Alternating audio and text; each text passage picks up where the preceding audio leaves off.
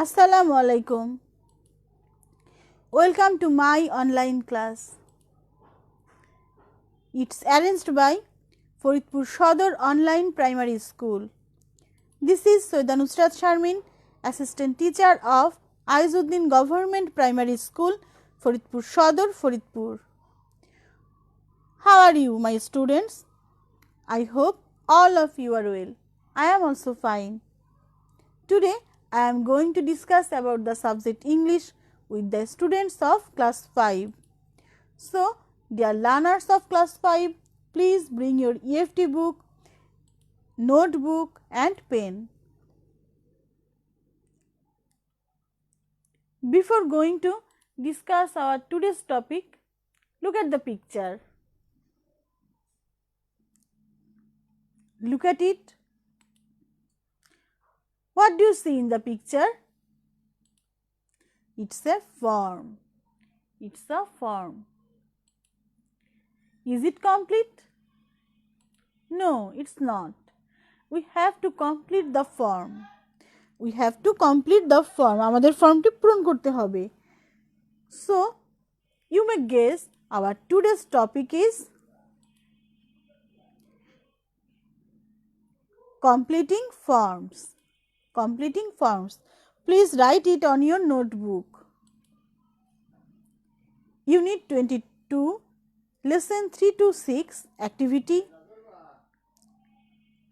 page 87 and 88.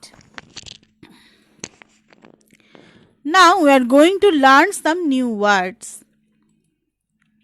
Address. Address. It's a noun. Address. Address means ঠিকানা. Address অর্থ ঠিকানা. Address, location. কোনো একটি জায়গার লোকেশন হতে পারে, এটি কোনো মানুষের আবাসস্থল। আবার অনেক সময় আমরা অ্যাড্রেস দিয়েই বিভিন্ন জিনিস খুঁজে পাই। ইন্টারনেটে যখন আমরা সার্চ করি তখন আমরা অ্যাড্রেস বারে গিয়েই লিখি। অ্যাড্রেস, ঠিকানা, location. Borrow. Borrow is a verb. Borrow means ধার করা। বড়ো অর্থ ধার করা, lend. There is another meaning of borrow, lend, ধার করা।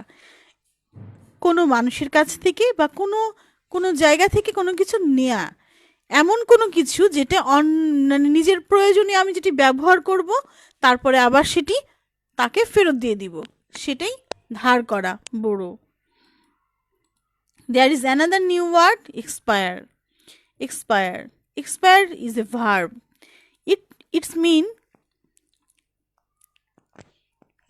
It means অকার্যকর হওয়া. Expire. কোনো কিছুর ডেট ওভার হয়ে যাওয়া, কোনো কিছুর মেয়াদ শেষ হয়ে যাওয়া. Expire. Become invalid. To become end of a period. কোনো কিছুর মেয়াদ, কোনো কিছুর সময় অতিক্রম হয়ে গেলে, শেষ হয়ে গেলে তখন আমরা বলি এটার ডেট এক্সপায়ার হয়ে গেছে. There is another word, promise. এটা বোধহয় নতুন শব্দ না. প্রমিস আমরা এমনিতেই কথাতেই বলে থাকি. তোমরাও একজন আরেকজনের কাছে বন্ধুত্বের সময় বলো promise, promise. It's a verb. এখানে এটি ভার্ব হিসেবে ব্যবহার করা হয়েছে. প্রমিস, অঙ্গীকার করা, প্রতিজ্ঞা করা. Promise, vow, to say that you will certainly do something. Promise, কোনো মানুষের কাছে অঙ্গীকারাবদ্ধ হওয়া যে আমি এটি করব. Return. Return, it's a verb. Return. Return means ফিরে আসা, ফেরত দেওয়া. রিটার্ন মিন্স ফিরে আসা, ফেরত দেওয়া. Give back. রিটার্ন হচ্ছে গিভ ব্যাক, কোনো কিছু ফেরত দেওয়া। যেটা আমরা বড় করলাম, ধার করলাম, সেটি আমরা ফেরত দিব যখন, তখনই সেটা রিটার্ন হবে. Signature. It's a noun. Signature. Signature means দস্তখত. Signature, initial, one's name written in one's own way. কোনো মানুষ কোনো ব্যক্তির নাম যখন সে নিজে লিখবে তার নিজের মতো করে। প্রত্যেকটা মানুষের সিগনেচারই আলাদা হয়। Now, open your EFT book at page 87. Page 87. Look at the activity D. Activity D টি দেখো। Look, listen and read. দেখো, শোনো এবং পড়ো। আমি কার্সারটি নিয়ে গেছি। Look, listen and read. দেখো, শোনো এবং পড়ো। Bithi's family can't buy many books. বিথির পরিবার অনেক বই কিনতে পারে না। So she borrows books from the library. তাই সে গ্রন্থাগার থেকে বইগুলো ধার করে। Here is Bithi's library card. এখানে বিথির গ্রন্থাগারের কার্ডটি আছে।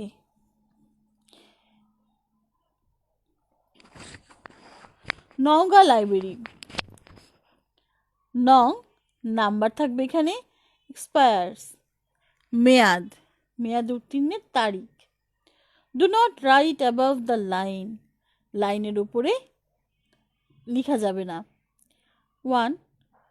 I promise to take good care of the books. I promise to take good care of the books I borrow from the library. আমি অঙ্গীকার করছি যে আমি যে বইগুলো গ্রন্থাগার থেকে নেব তার সঠিক যত্ন করব। I promise to obey the rules of the library. আমি আরও অঙ্গীকার করছি গ্রন্থাগারের সমস্ত রুলস, সমস্ত নিয়মগুলো আমি মান্য করব। I will return the books on time and in good condition.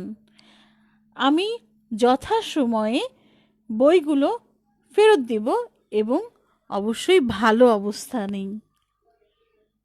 কারণ অনেক সময় বই ছিঁড়ে যায় পড়তে পড়তে, এটা করা যাবে না। বইয়ে দাগ দেয়া, গ্রন্থাগারের বই অথবা নিজের বই কোনোটাতেই দাগাদাগি করা, অহেতুক দাগাদাগি করাটা একদম ঠিক না। যত্ন করা উচিত বইয়ের। Name, Bithi Alam, right name in full and with ink only. কলমের কালি দিয়েই লিখতে বলা হয়েছে এবং ফুল নেম লিখতে বলা হয়েছে। যেমন বিথি শুধু বিথি আলম লেখে, মানে বিথি লিখতে পারতো, তা লিখবে না। এখানে বলেই দেওয়া হয়েছে ফুল নেম লেখার জন্য বিথি আলমের বিথি আলমই লিখতে হবে। হোম অ্যাড্রেস 160 হসপিটাল রোড, সদর, নওগাঁ। 160 হাসপাতাল সড়ক, সদর, নওগাঁ। এটি তার বাসার ঠিকানা। স্কুল, স্কুল হচ্ছে Naogaon primary school, class 5, S10, signature Bithi Alam. Now look at the activity E. এখন আমরা অ্যাক্টিভিটি ইটি দেখব। Look, read and write. দেখো, পড়ো এবং লেখো। নোয়াখালী লাইব্রেরি। নেম, এখানে নাম লিখতে হবে। যে কোনো নামই লিখতে পারি আমরা, যেহেতু নামের নির্দেশনা নেই। আমি লিখলাম Ruhi Roshni, Roshni Rahman. Address Dhanmondi, Dhaka. School Dhanmondi government primary school, Dhaka. Class 5, age 10, signature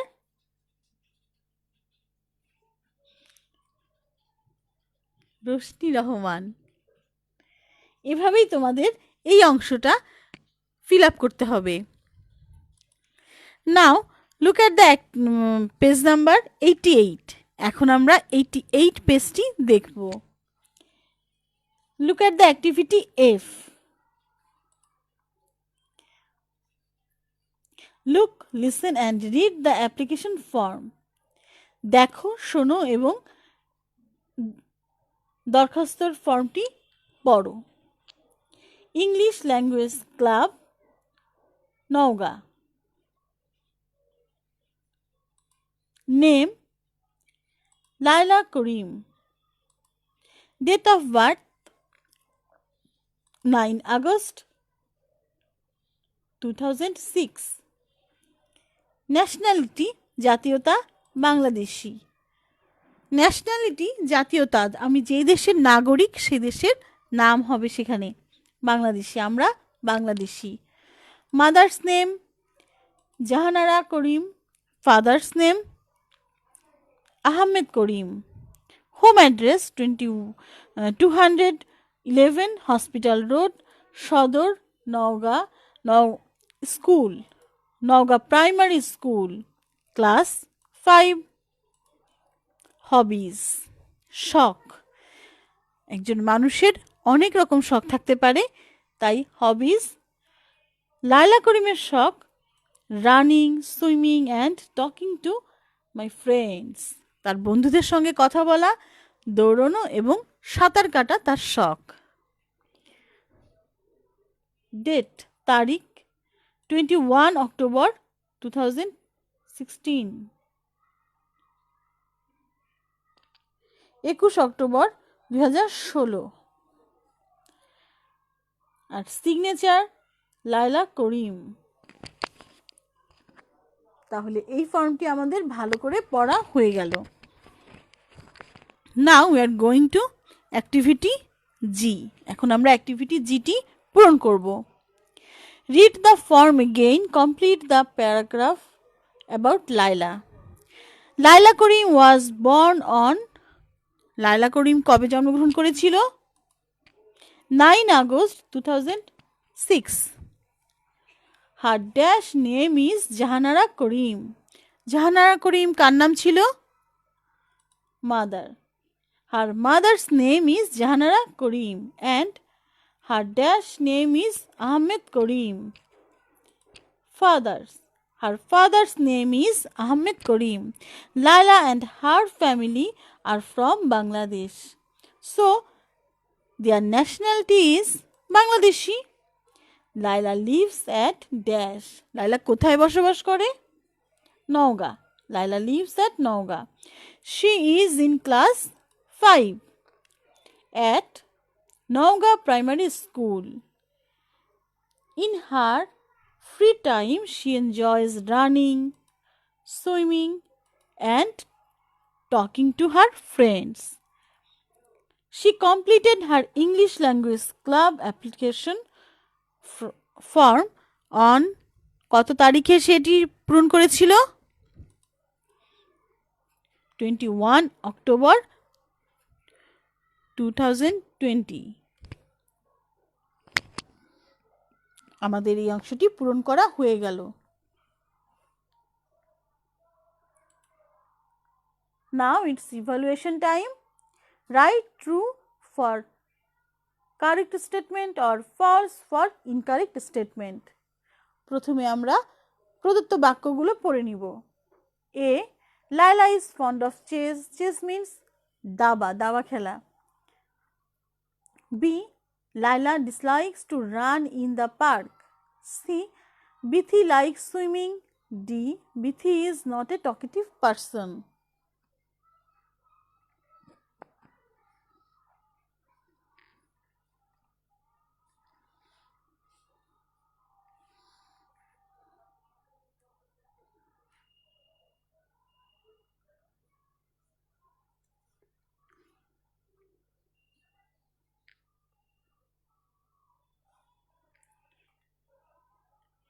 Laila কি দাবা খেলতে পছন্দ করত?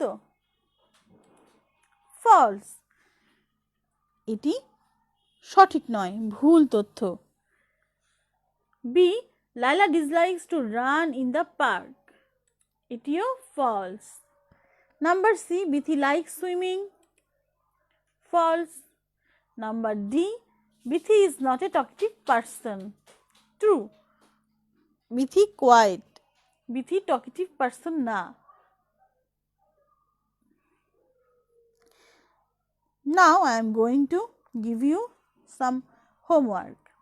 Write 10 sentences about your hobbies. তোমার শখ সম্পর্কে 10টি বাক্য লিখবে। Write 10 sentences about your hobbies. তোমার শখ সম্পর্কে 10টি বাক্য লিখবে এবং ছবি তুলে আমাদেরকে ইনবক্সে পাঠিয়ে দিবে।